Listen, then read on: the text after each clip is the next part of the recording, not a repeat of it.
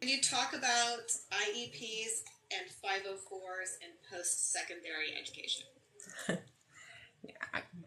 Could we get one more question in that question? Yeah. So IEPs are individualized education programs for students that are identified who are in need of special education and related services.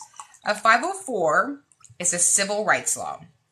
And that started in 1973. And that simply said, if you have a disability, the school, or really anywhere else from the time you get here till, you leave the earth, that nobody, whether it's in work or at your job or at school, can discriminate against you and withhold your accommodations.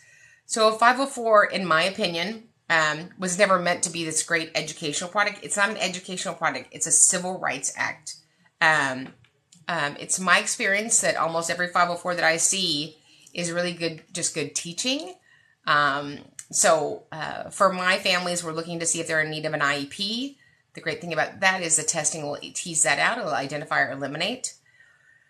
And then post-secondary success is a legal requirement if you have an IEP, and it says at the latest at age 16, when they're going to be in 16 during their IEP year, that we come up with a transition product, a transition supplement, a transition plan for them to have post-secondary success for gainful employment, independent living, and further education. It is called a set of coordinated activities. And what it is not, say it with me, Quinn, it's not a goal going, Billy's going to pick out his classes for high school.